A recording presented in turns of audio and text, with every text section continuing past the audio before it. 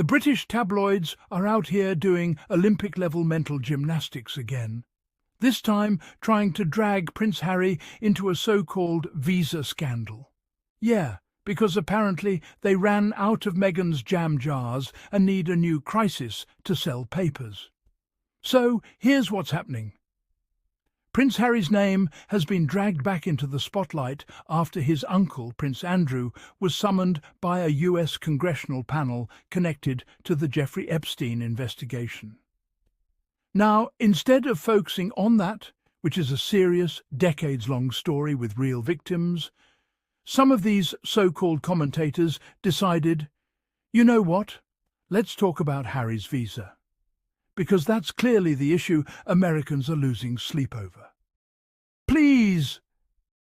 This all started when Nile Gardiner, from the Heritage Foundation, decided to throw shade at the Duke of Sussex. He went on live TV, the Late Show Live of all places, and said that there's a stronger case for Prince Harry to testify before Congress about his alleged drug use. You can't make this up. The man's acting like Harry is running a cartel. Now, according to Gardiner, Harry should be questioned over whether he disclosed his drug history when applying for his US visa. He even said, "We're appealing to the Trump administration to release Prince Harry's immigration records." Excuse me, what? First of all, which administration, Nile? Last I checked, the Trump era ended years ago. Are you trying to time travel your argument? And let's not forget, Harry was honest in spare. He didn't hide behind PR spin. He didn't try to create a polished fairy tale. He spoke his truth about trauma, grief, and the mistakes he made as a young man growing up under an impossible spotlight. That's called accountability. Meanwhile, others who actually broke serious laws are still walking around like they're saints. But sure, let's focus on whether Harry ticked a box correctly on his visa. You see, this whole Harry visa talk is just another attempt by his critics to twist his honesty into ammunition. Meghan Sussex said it best. When you tell the truth, you give people the tools to destroy you. And that's exactly what they're trying to do. The tabloids are foaming at the mouth, and their go-to crew on GB News and talk shows are lining up like seagulls around a packet of chips, hoping to get their bite of the outrage. And then you have Bev Turner chiming in with, "I'm sure everyone remembers Harry admitting to taking drugs in his book." Well, yes, Bev, we all read Spare.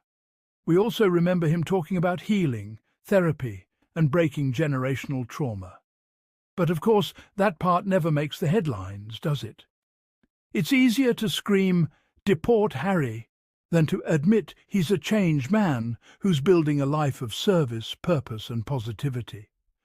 Now, Nile Gardiner actually said, was he given preferential treatment, or did he lie on his application form? I have a question for Nile.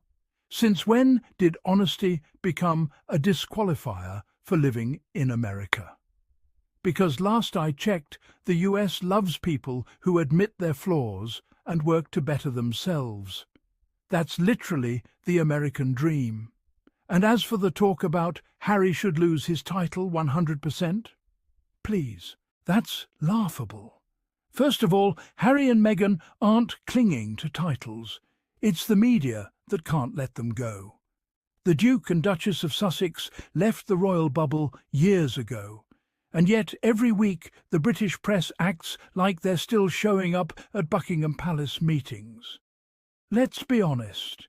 If Harry did lose his title tomorrow, these same people would spend the next 6 months complaining that he's disrespecting his royal roots. It's hypocrisy deluxe.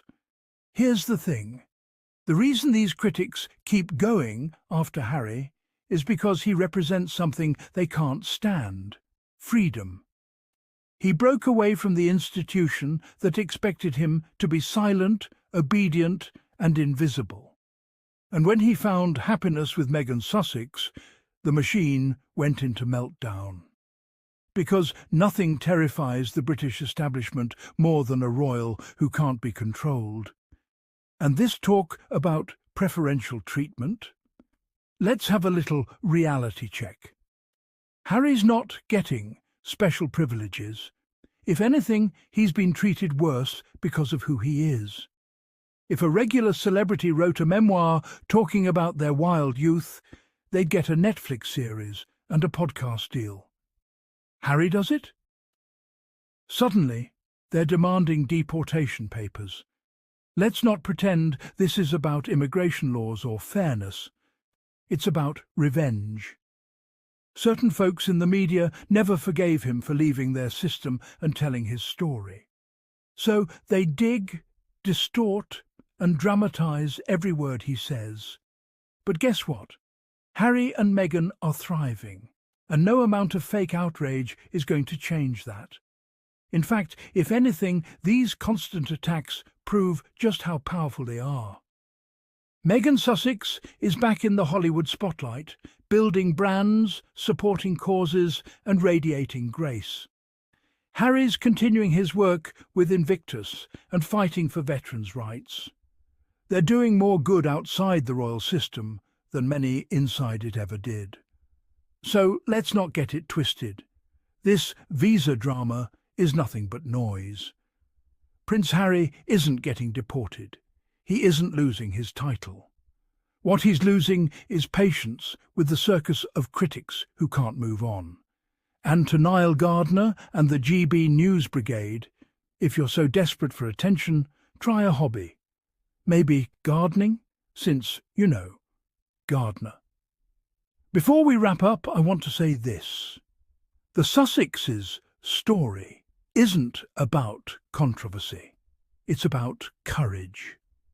It takes guts to walk away from everything you know to build a new life on your own terms. And that's exactly what Harry and Meghan did. They're rewriting the script.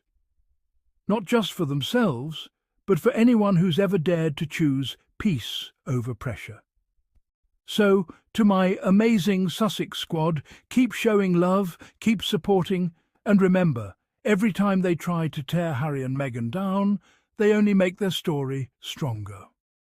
If you enjoyed today's breakdown, don't forget to smash that subscribe button, tap the notification bell, and show your support with a super thanks. It really helps the channel keep going strong as we continue telling the truth with humour, heart, and a little bit of shade for the haters.